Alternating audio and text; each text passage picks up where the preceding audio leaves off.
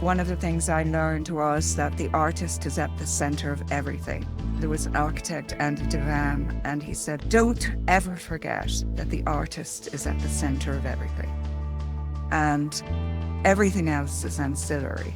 And you're there to look after that. Even though I consider myself an administrator, I really feel that my role is to ensure that everything that's happening is happening for the artist.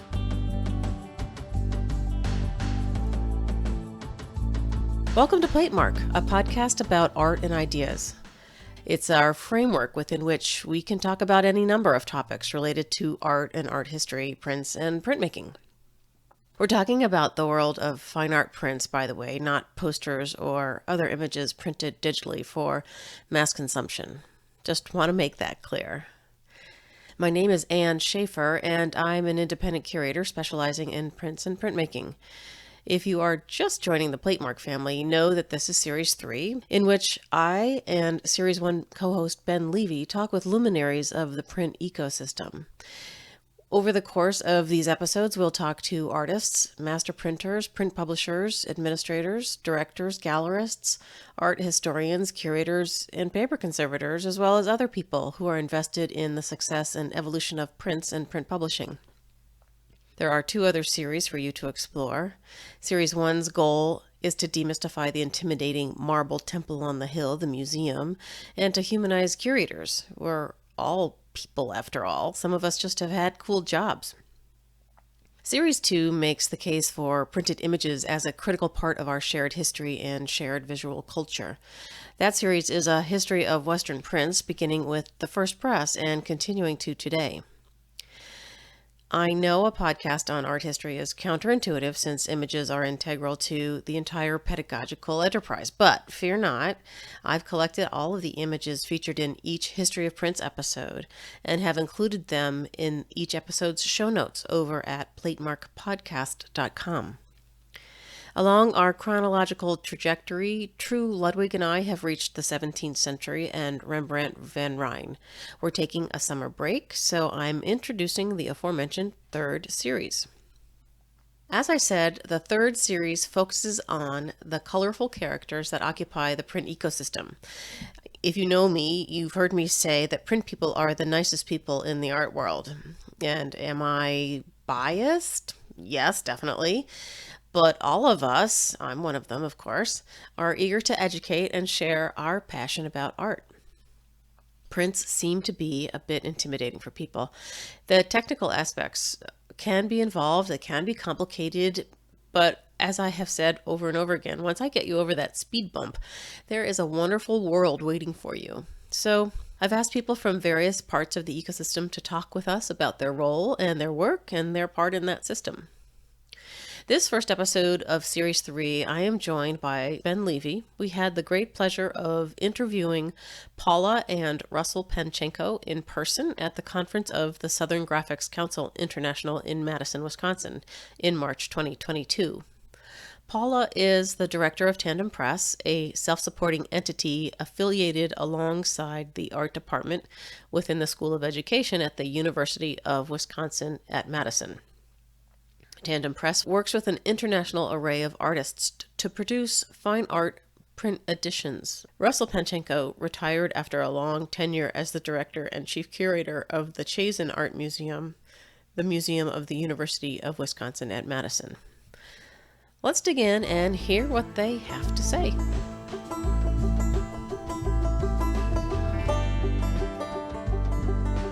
Welcome, everybody. Thanks for joining us today. My name is Ann Schaefer, and I am the host of Platemark, a podcast you can find almost anywhere.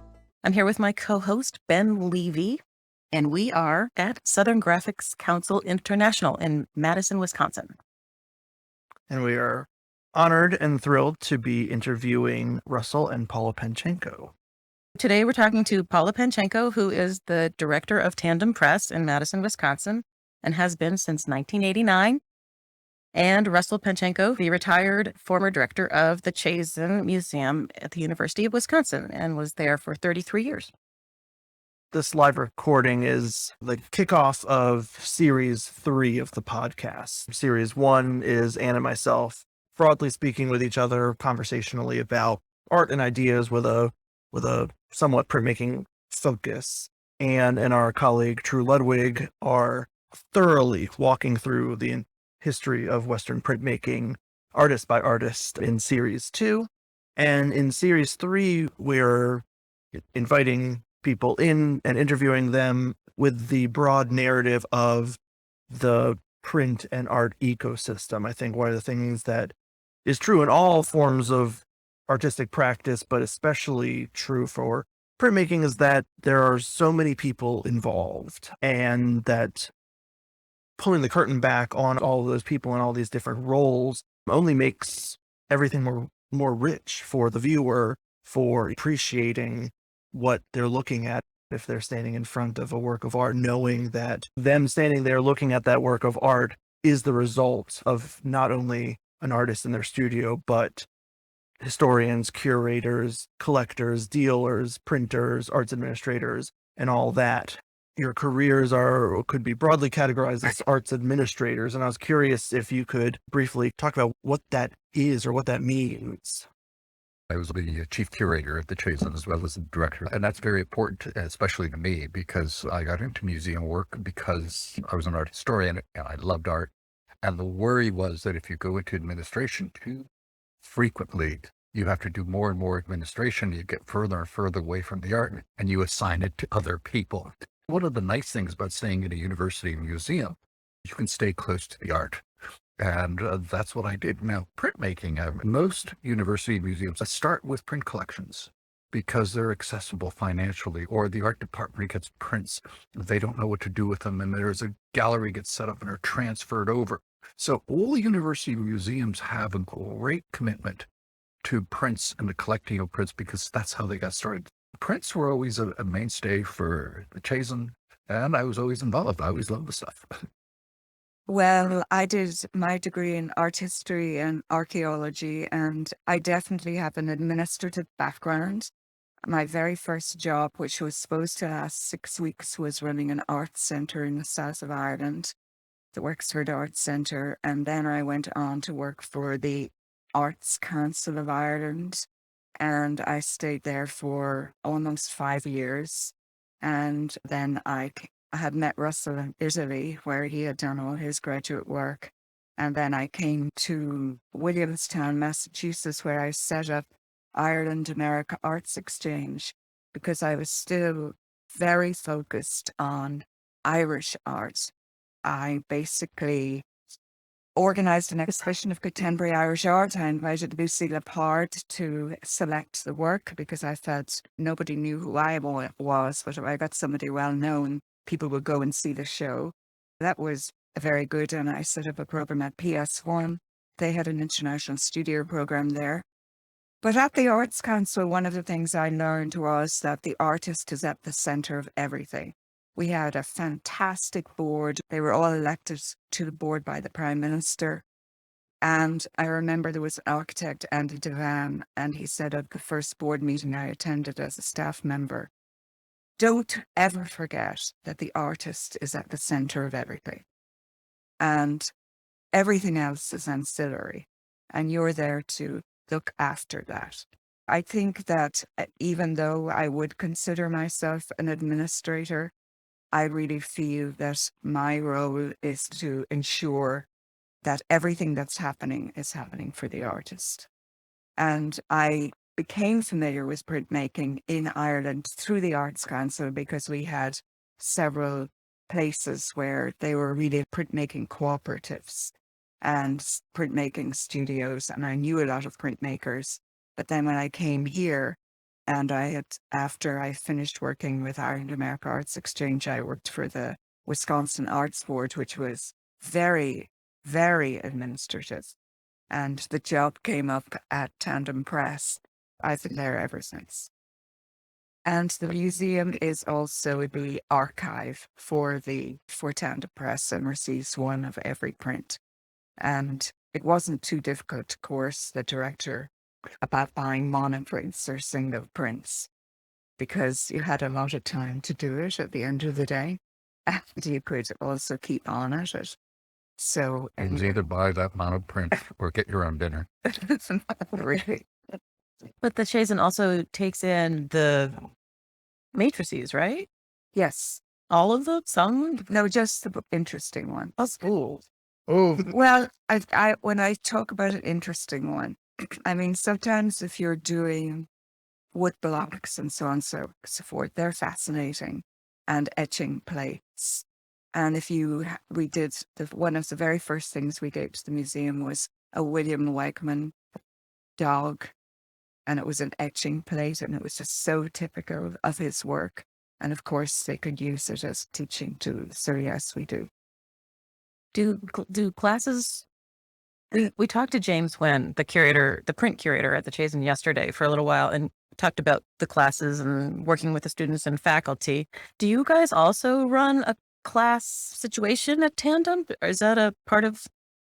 We his do work? workshops in the summer, which we started doing in the last 3 or 4 years.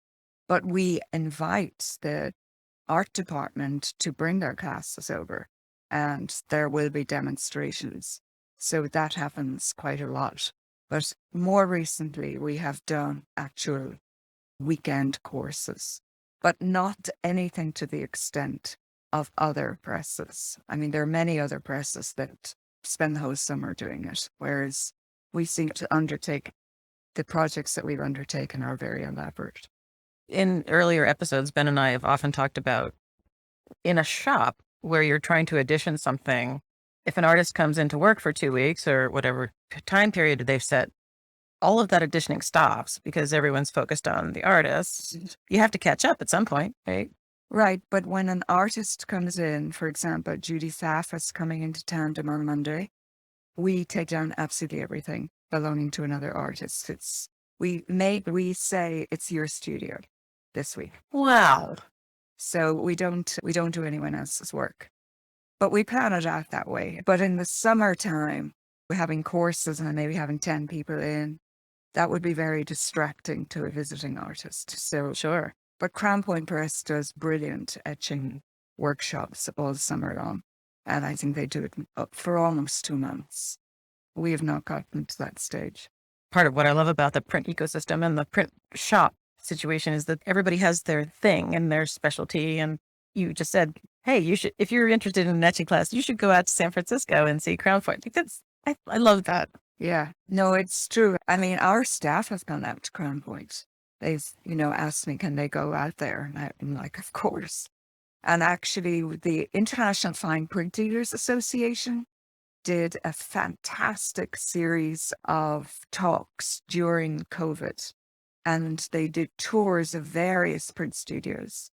And I said to our staff, and they haven't taken me up on it yet, that they should go to see Neil Borsch's studio. Yes. I thought that was my. Yeah, that was a good one. And he is such a nice person. I've met him at print fairs. And everything is huge and very exciting. So I told them I'll send you over.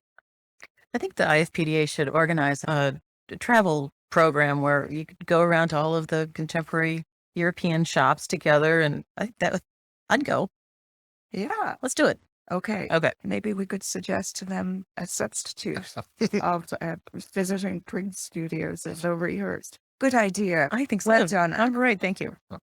I wanted to back us up a little bit. One of the things that's always shocking to me, having been in this field for not a short amount of time at this point, that I'm still finding out about jobs that exist. There's still aspects of our world that I go, oh, that's a thing that someone does? And that's one of the drives of trying to flesh out this ecosystem for our listeners. But another aspect of that is that everybody comes to this world in such wonderfully distinct ways. Everybody probably had some kind of formative experience or exposure with art. And I was curious to hear from both of you about what role art played as you were growing up.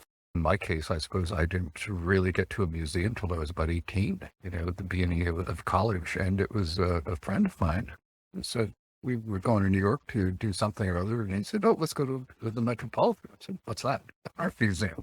In we went. So I don't have any extensive experience. How did I get to be an art history major as an undergraduate? I went to Fairfield University, a Jesuit school, and art was not a big thing. But one of the things that I was passionate about was fencing. I used to fence about 3 hours a day, 5 days a week, and then intercollegiate competitions on Saturday and Amateur Fencers League of America competitions on Sunday. This was 10 months of the year of my life. And at one point, just going into your junior year, you got to pick electives for the first time. What should I do? And somebody said to me, well, gee, Palko Lukasz, who was the head of the art department, he was the moderator of the fencing club. You used to go for art history because Palko, you're a star fencer. That's an easy A for you.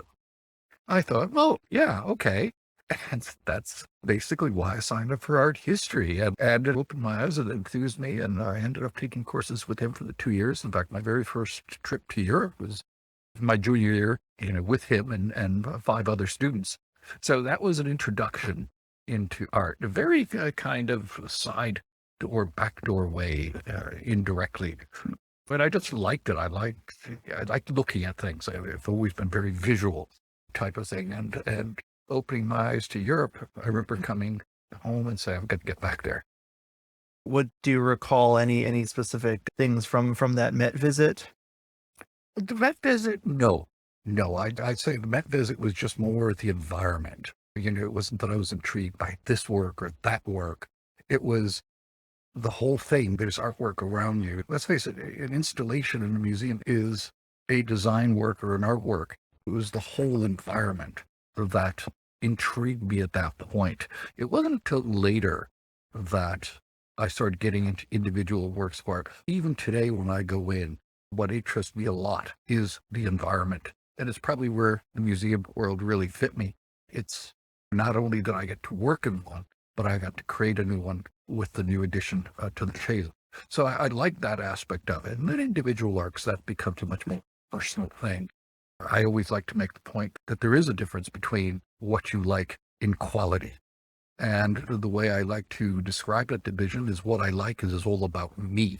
Who am I and how does it fit into my psychology? Whereas when you talk about quality, you're talking about taking some kind of external criteria and applying it to a select group of works of art.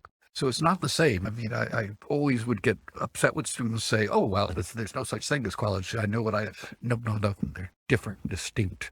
And there was a funny little story with Palko Lukasz in the trip to Europe. We had been to Paris and we'd been to a couple of places. We got to Florence. And at the end of the day, we'd have these sessions. We'd sit around and say, okay, now what have you seen? And Palko asked a very interesting question that I've never forgotten. Of everything that you've seen, what would you take home with you? Very specific question. What would you take home with you? And as I thought about it, what would I take home with me? The woman who answered before me says, Michelangelo's David. And I was shocked and I exploded. Michelangelo's David, the thing's 18 feet tall. Would you even want to live in a house big enough to accommodate it? In other words, I was thinking about who I am, where I live, what I could bring into my house because it would mean something to me. Whereas she took it more like, what's the best thing that you've seen so far? And I agree, Michelangelo's David is terrific. But it's not what I would have taken home with me. What was? Well, actually, what was I, 17, 18, going on 18, romance in a young man's head. And I had gotten to look at Delacroix and the Romantics, and there was a painting called The Girl in a Graveyard.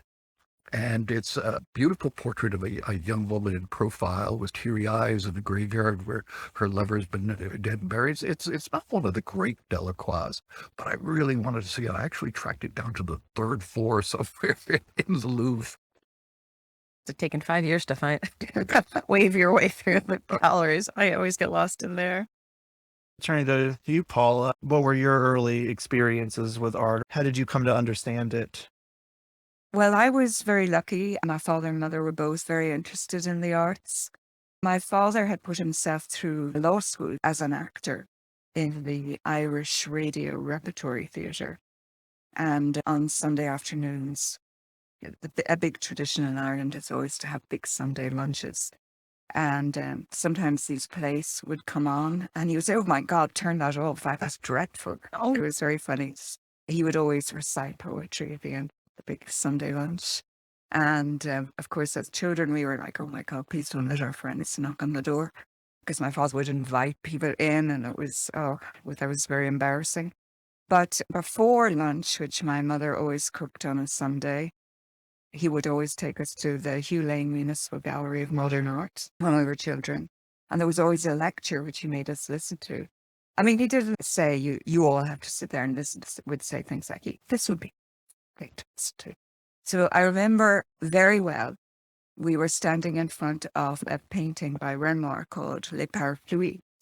The person who was giving the talk was describing the woman at the very front who had long red hair, and then the people behind her, and he described how the image looked and all the diagonals and so on and so forth. And then he said, I think I was about 12, he said, "And the seething sexuality that underlines this image is portrayed by..."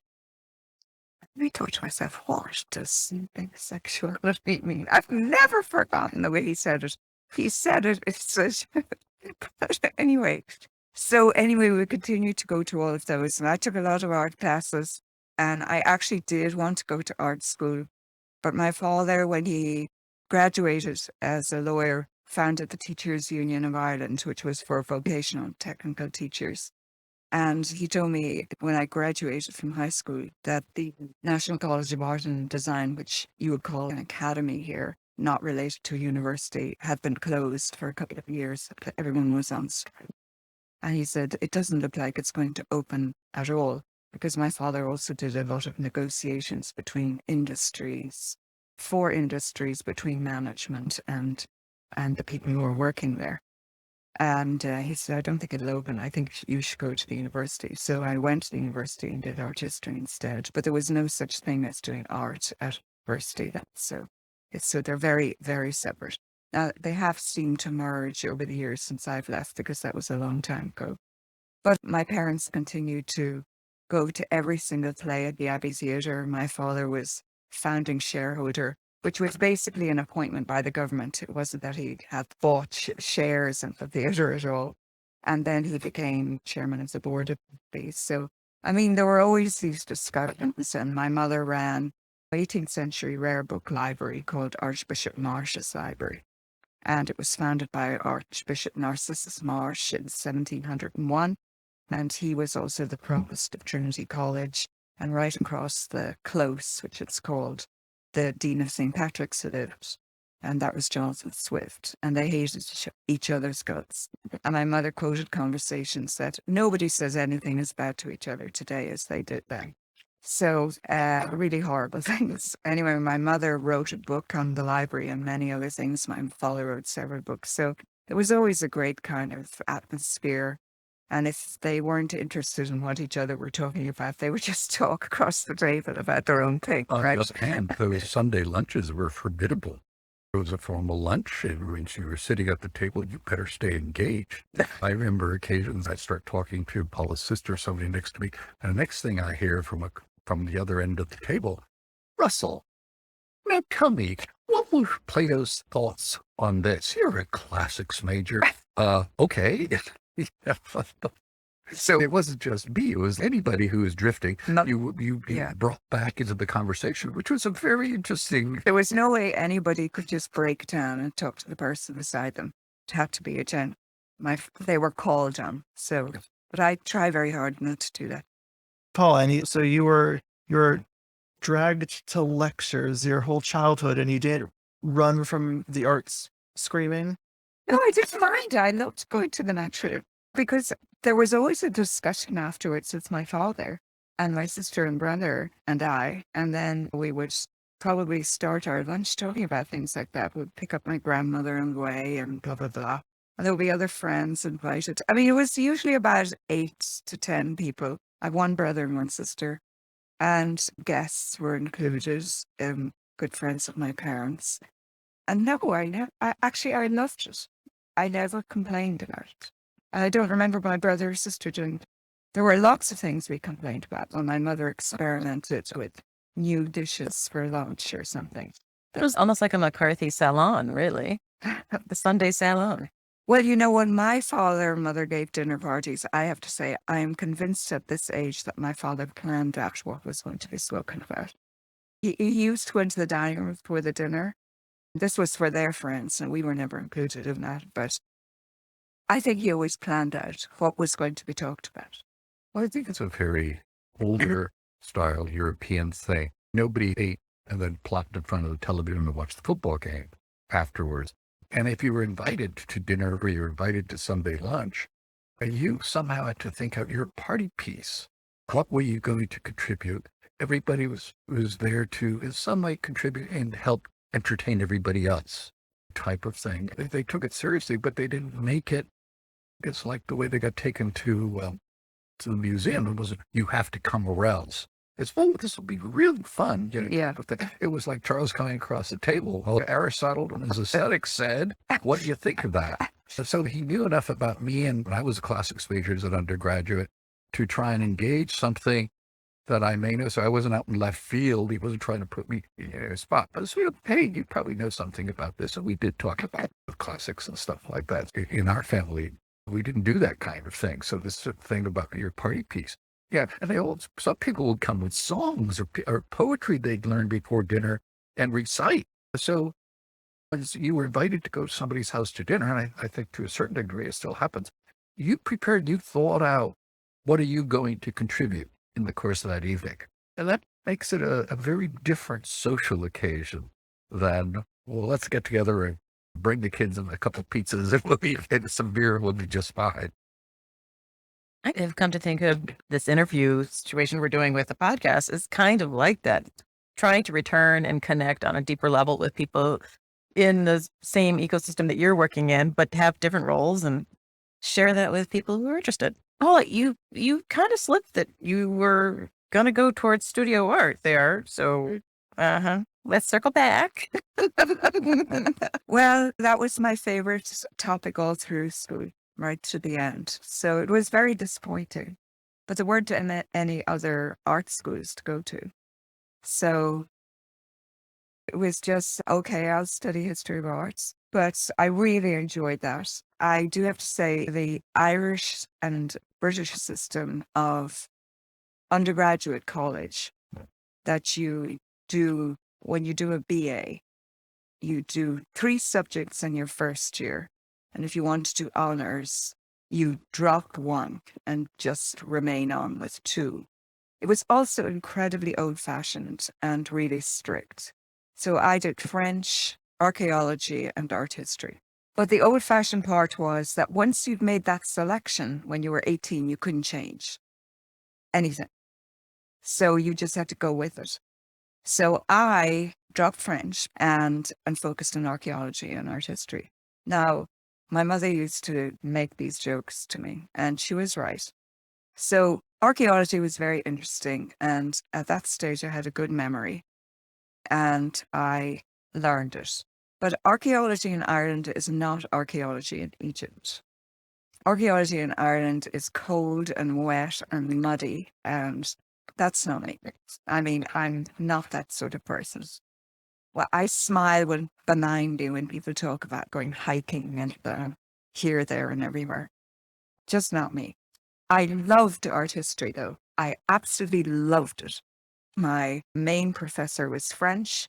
Françoise Henri was her name, and she had been an expert actually in early Irish art, Newgrange and high crosses, and she had done a huge amount of work in that area. I just memorized all the stuff for archaeology, so I passed the exams. Never went on a dig, which my mother felt was an absolute disgrace. But I got an honours degree. They had such an old-fashioned system there.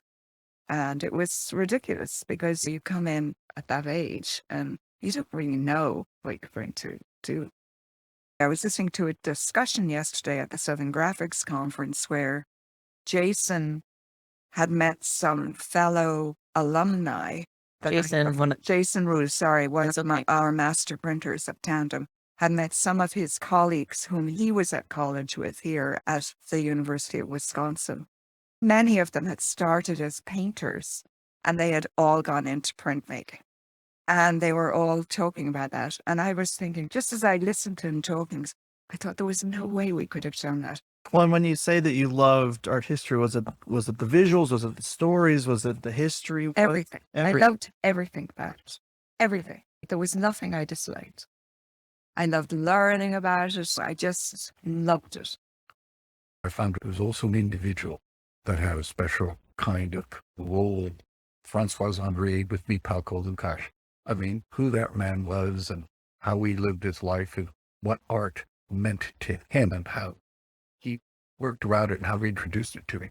That was my door, and I started looking at things almost through his eyes. The same here. I think an individual in a lot of these cases, an inspiration Can change your is life. very important. I feel like all the art history curator types that I know can point to a single professor. I can, for sure. No question. Yes. It's the first thing that I feel like you learn in those situations is you're first taught the passion, Yeah. and then the content comes after, right? Yeah. Definitely. Even though you had to cover all time and all periods of art history, did Yeah. you focus in on something? We focused, it was really the history of European painting. And then they did go back to introduce kind of everything. But that's what we really focused on for the 3 years. I mean, we were introduced to all other aspects and we had to travel. That was one thing we had to do. We weren't allowed to do our degree. I don't know how they were able to actually do that, but we weren't allowed to unless we had been to 3 European cities. We had to either go to Paris, and we had to pay for it. We could go to Venice and or Rome or Florence and London. Did you have to write a paper about the trip? No, we just had to prove that we had done it. Okay. The important thing is you don't just become an expert or, have a degree of some kind in art based on slides. I mean, experiencing art, and that's what art's all about, is the experience. If you're just looking at reproductions, think about what you're missing. Scale, depth, nuance of color and all of that. So that's all this, I think this professor was trying to do, is say, you have to get out there and you have to look at something and get that experience in addition to your classroom work and your book reading, which is a very good thing. I mean, I remember sitting here and every student I knew, I said, go. I don't care where you go. Just go somewhere and experience and look around you. Well, the experience of art in the United States is so different than Europe. When I went to Italy with my graduate school class, we took this trip out to Borgo San Sepolcro, where Piero della Francesca was from, to see one painting in one church. I mean, who would do that? I would never do that on my own, frankly. I'm not an Italian Renaissance person, but I mean, you really have to go, and they're so in situ in the church. Like, it's just a totally different experience. Yeah. Yes. Yeah. It's wonderful. I mean, it totally opens your eyes. François-Henri was great, really, because one of the things she said, you must all bring mirrors with you when you go so that your neck does not get achy from this holding the mirror to look at everything in the ceiling. And also you won't forget. That's brilliant. Yeah, there are a few places that used to actually offer them. I've not seen it in the last decade or so, but you'd come in and if you wanted, they would have a mirror like this that you could carry around with you. If they had ceilings, Venetian palaces, for example, so you could look this way as opposed to trying to do this all the time. Beyond art, I believe you both found a life-changing experience in Florence. Ah, yes. Well, I was a classics major, and then when I finished in 1969, I got a draft call. This is the military draft was still on. This was the height of Vietnam. And I can't say I was necessarily anti the military, but I was anti Vietnam. And I also didn't see myself fitting into an army lifestyle. I could see some sergeant, starting to yell at me and me punching him out. That was not a good thing. So I went to my classics professor, what I do? And he says, well, there's Notre Dame Girls High School. They're looking for a Latin teacher, classics major. I said, okay. So down I went, I applied, and by golly, 2 weeks later, I was offered the job to teach Latin. So I took it, and the good thing about it was there was a deferment from the draft for that time. There were so many history majors or English majors, they were a dime a dozen, but a Latin major was a really rare commodity in the ability to teach. So I went, but then I went to Europe again between those 2 years. And I came back. I spent, I think it was 1 month in Paris, 1 month in London, and 1 week in Amsterdam. And I came home first day. They said, "Well, you're back." And I said, "Yeah, and I'm going back next year." That type of thing, going to school. And I applied to the embassy then for the University of Florence to do art history. I just loved Florence from what I'd seen. Applied, got in. It's naive on my part. I went to the Italian university and everything was in Italian. But being bilingual, I'm Ukrainian, so my Ukrainian is my first language. I never thought about it. Didn't think about a second language or another language as an element. So yeah, it's just something you do. But that was a bit naive because, getting around, talk to my pals, have a good political argument. Writing a paper on aesthetics is a different story, but it made it through. One of the professors that I did my dissertation with, Carlo del Bravo, was a wonderful character. I always did courses with him for all my time there, but he was of that old upper class generation where they won't modulate their voice, for example. You remember the old Carlo Bolo wine commercials on TV, and it starts with Io sono Carlo Bolo. Because to modulate your voice was to lower your class because of the trope of Italians being kind of strident. So this was going the other way. Carlo del Bravo always spoke in a total monotone. Now, multiply that with a course on Luca della Robbia's panels, the Museo dell'Opera del Duomo. It's been remodeled, but they had 20, 25-foot high ceilings in these rooms that were made out of stone and concrete, and no carpets of anything to absorb any sound. And here's this man in a monotone giving a 2-hour lecture on the humanistic values in these panels by Luca della Robbia. After the class was over, I sat down on a little bench looking at these panels and the boy's pipe pops up. "Do you speak English?" And my attitude was, "How did you know?" Because for my first couple of years in Italy, I just didn't speak English at all. I said, "Well, that's your Daily Herald." I said, I never bought an American newspaper when I was here. So I always tell people she picked me up. She was in the class. Let's hear your side. That's pretty much how it went. So I have to say, I mean, I listened to this lecture. I was, oh my God, what have I done? I won the scholarship to go and I signed up at the university and I was, what am I going to do? I was very serious, just looking. And there was a Herald Tribune beside him. And I did think. And it was yours. You I did, but I always read the newspaper. That was one thing. I'm a newspaper addict still to this day. Anyway, Russell, after he agreed to speak in English to me, he took me out for a cup of coffee, and that was it. Oh, no. There you go. That was how many years ago? That was 50 years ago. Yeah, we've known each other for a long time. Yeah. I want to get to Tandem, but before that, Ben and I were talking about asking you how much Madison and the s3e1 and Tandem have changed since you guys got here in the 80s. Well, when I came, Tandem had just begun. And Bill Weegy, of course, founded Tandem Press. And he had his own press out at his farm.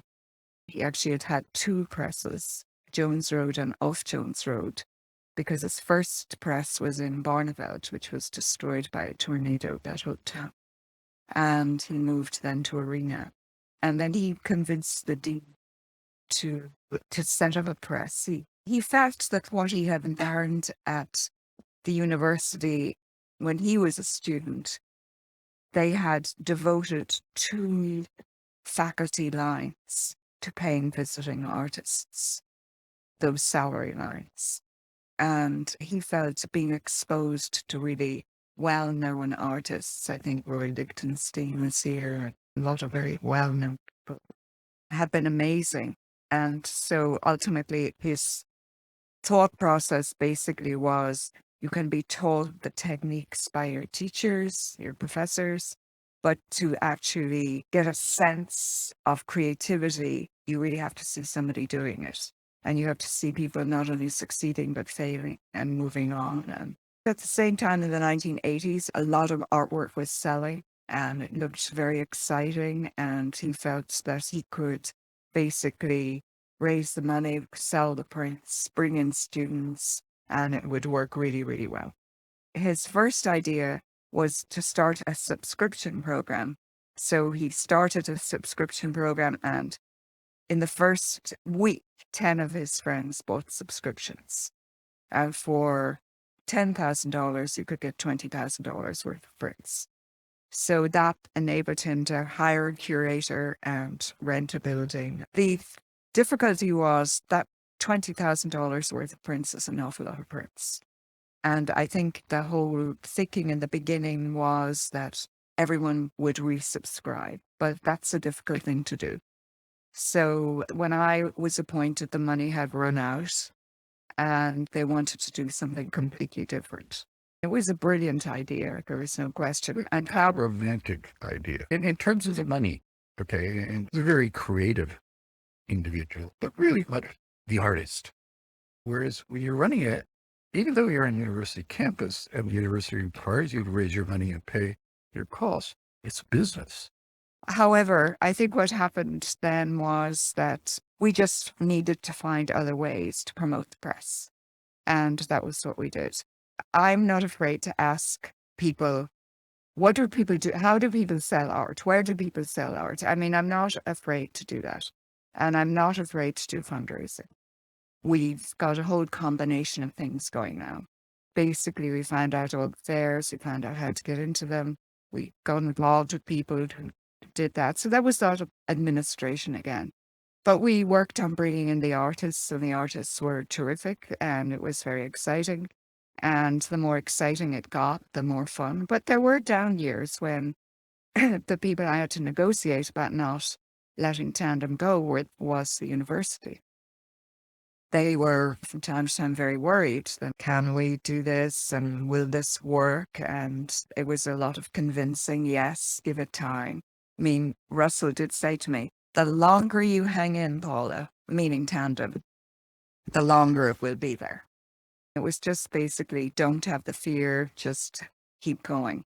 And now we have those three things working for us. We really have worked on raising funds and getting things endowed and getting into art fairs. And then I think the world has changed so much. I mean, we used to have to book calls when Russell was living in Italy and wait 8 hours for it to be put through. Now you send an email and someone gets it in 10 seconds. And social media, I mean, what we're doing today, talking about having a podcast, and you can turn on any of these podcasts and learn fascinating things. And the thing of promoting things on other platforms. What was it like when you began working with artists who could talk back? My doctorate in Italy was 15th century Florentine painting and its relationship to human. It was in Luca della Robbia, with a side, a few others. And you come to the States and you realize the museum world is different. If you watch how art history is taught in Italy and both places in Europe, they all specialize in the art of their country. So if you're Italian, you're from Florence, you're usually specializing in Florence because, my God, there it all is. If you're Venetian, you specialize Venetian art because you've got the real stuff around you. So that was fascinating. Now, it didn't take very long to come back and realize I can't do that here. And then getting into the museum world, I said, okay, audience is important. Who's going to come? And 15th century Florentine, well, it was an art historian who touched on 15th century Italian, but no, otherwise, what are they teaching? What are they teaching in the art department? Because a university museum, and ultimately, although you're a broad audience and there is a community service mission, you've got to serve the students first. What do they want to see? Most of them, especially the art department, is so much larger than the art history department. And the answer was, well, what's contemporary? One of the last big exhibitions was contemporary China, because we had a professor teaching Chinese art, and I just got so intrigued. And then I had an early friendship with an artist, Xu Bing.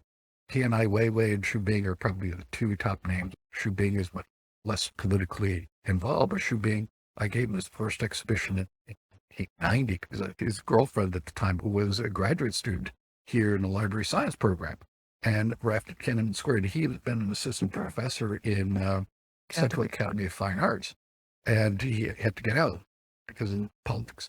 So she brought him here, and then I get a call from Ray Gleckler in the art department, who is a wood engraver. And Ray says, I got this Chinese artist here. He doesn't speak any English, but his girlfriend's moved with. She's pretty good at transplant. I don't know what to do with him. Do you want to talk to him?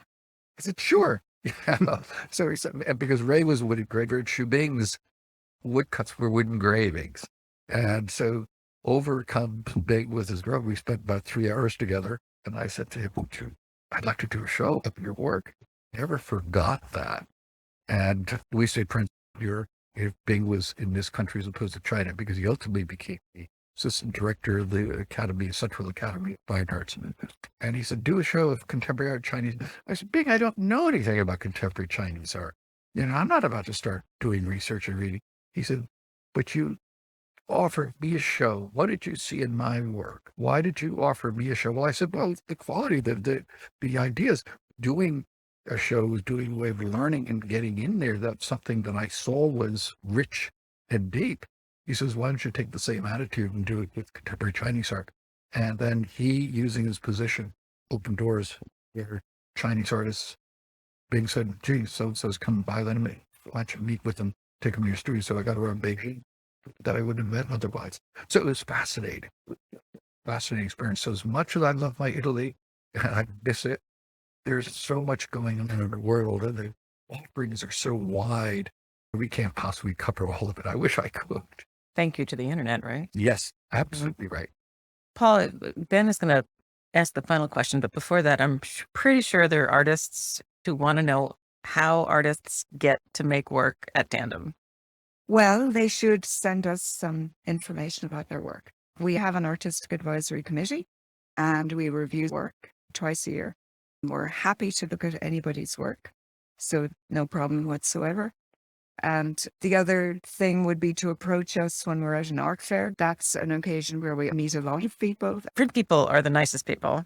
When you come to a fair, you should never be afraid to say, hi, I'm an artist, and engage in conversation. There are two things. Sometimes somebody might be trying to close a sale. I would suggest the best times to approach people at art fairs are on Sunday afternoons when basically nothing is happening, or early in the morning. If they seem to be deeply engaged in the conversation, it's probably serious and something might come of it.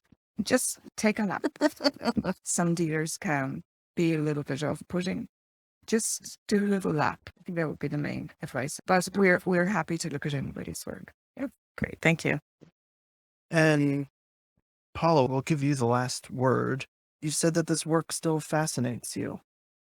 And I just was curious what keeps you coming back every day? I love it. I basically, first of all, I love working. That's one thing. I love the fact that we're working with artists all the time. And I have met so many incredible artists. And I did use that word fascinated because I am really fascinated by how things are made. Just looking at, in the studio at the moment, today is Friday. It's spring break, I know. But David comes in at 8:00 and he does this weaving of these beads all day long, and he never even looks up. For Jeffrey Gibson's works. And I think I see that intensity, that I see that in all the printers. I see that there's just this can-do attitude. Never give up on what the artist wants. Let's see if we can do it a different way, if it isn't working the right way. We were all of us yesterday were watching the students printing a very large print at Tandem Press. It was supposed to be happening outside with the printing by a steamroller. And what was very interesting was it started raining and everything was getting wet. And so it wasn't working very well. And the steamroller actually didn't have enough pressure for what the students wanted to do. And so the printers at Tandem made a suggestion that all the students should come in and just use our studio, which was not the original plan. And we have a very large press that's 5 by 12 feet. And so everything was then placed on that press. And many of the students hadn't seen a press like that work. Ultimately, the impression was much better because they were able to adjust the pressure to get a wonderful print made.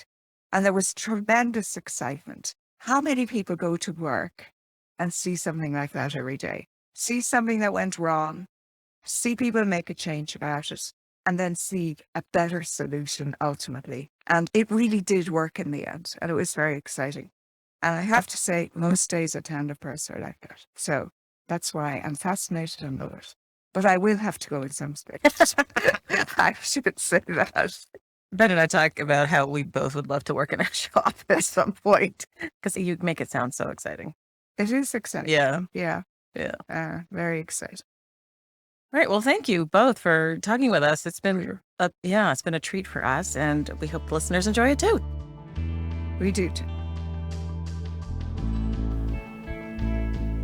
Hey everyone, thanks so much for listening to this episode featuring Paula and Russell Panczenko. If you've made it this far, you're going to have to listen to me thank all the peoples. Thank you to Russell and Paula for being terrific subjects and crack storytellers. I really appreciate it. And thank you also to Ben for being an incredible co-host. I also need to thank Michael Diamond for the use of his original music. This is a new track for us, so I hope you like it. And I don't know, I think that might be it. We'll see you next time.